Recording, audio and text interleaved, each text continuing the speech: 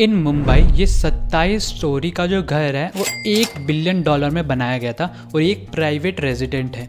इसके 4 किलोमीटर दूरी ना एशिया का सबसे बड़ा स्लम है जहाँ पे 10 लाख लोग रहते हैं और वो दिन के 160 रुपये कमाते हैं और इस पे ही गुजारा करते हैं। ये वही इंडिया है जहाँ पे लग्जरी कार रोड पे चलती हुई दिखती है और दूसरी तरफ भी लोगों के पास घर नहीं है रहने के लिए। ये वही इंडिया है जहाँ पे लोगों के पास इतना पैसा है कि वो बिलियनर्स बन के आ रहे हैं और दूसरी तरफ लोगों के पास बेसिक सैनिटेशन ही नहीं है। यार हम इस वीडियो में बात करने वाले रिच वर्सेस पुअर के वेल्थ गैप के बारे में।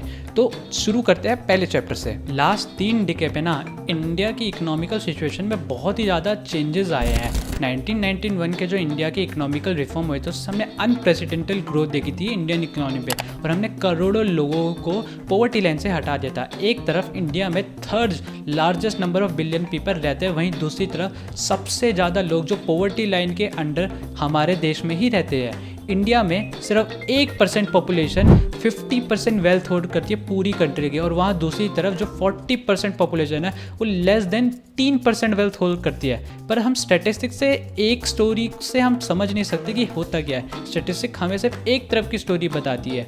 हमें लोगों की आम जिंदगी के बारे में देखना पड़ेगा कि कैसे उनकी उसमें चेंजेस आते हैं। 1.4 बिलियन पीपल जहाँ रहते हैं इंडिया में। नाउ इंडिया में ना कुछ एक्सक्लूसिव नेबरहुड बन चुके हैं जैसे कि मालाबार हिल्स इन मुंबई और ल्यूटन इन दिल्ली, जहाँ के घरों के प्राइस ना करोड़ों में हो जाते हैं। वहाँ पे तुम्हें सिक्योरिटी गार्ड से लेकर लग्जरियस कार या फिर प्राइवेट मॉल तुम्हें सब देखने के मिल जाता है। और इंडिया में जो लग्जरियस ब्रांड की ग्रोथ होती है वो ये भी दिखाती है कि कितना ज़्यादा जो अल्ट्रा रिच लोग हैं ना वो और भी ज़्यादा रिच होते जा रहे हैं। ना जो इनके बच्चे होते हैं ना उनको एजुकेशन भी वैसी हो जाए क्योंकि उनके पास इतनी ज़्यादा डिस्पोजेबल इनकम होती है। या तो वो प्राइवेट कॉलेज से पढ़ते हैं उनके बच्चे या फिर वो फॉरेन कॉलेज में जाते हैं जहाँ की मंथली फीस ना किसी आम व्यक्ति की लाइफ टाइम अर्निंग से ज़्यादा हो जाती है। नाउ इंडिया में ना इकोनॉमिकल सेक्टर काफ़ी ज़्यादा ग्रोथ कर रहे हैं जैसे कि तुम लगा लो कि टेक्नोलॉजी और फार्मास्यूटिकल वो इतना ज़्यादा ग्रो कर चुके हैं जैसे कि गुरुग्राम, मुंबई और बेंगलुरु जैसे जगहों पे ना उन्होंने कैंपस या फिर अपना हब बना दिया जहाँ पे उन लोगों को इतनी सैलरी दी जाती है कि तुम यूके या यूएस से भी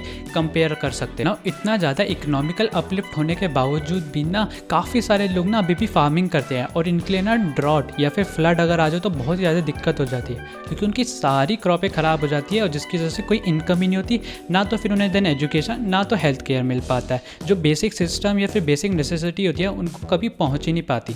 अगर तुम शहरों में जाते हो काम करने के लिए या फिर सिटीज़ में जाते हो तो वहाँ पे तुम्हें इतना ज़्यादा लेबर कराया जाता है जो उनकी सैलरी या फिर वेजेस होती है वो बहुत ही कम होती है। ना तो कोई कॉन्ट्रैक्ट होता है ना तो कोई उनके पास सेफ्टी नेट होता है जिससे उनका बचा दे। अगर तुमने रुक करा हाउसिंग के लिए तो हाउसिंग यार इससे भी ज़्यादा ख़राब है।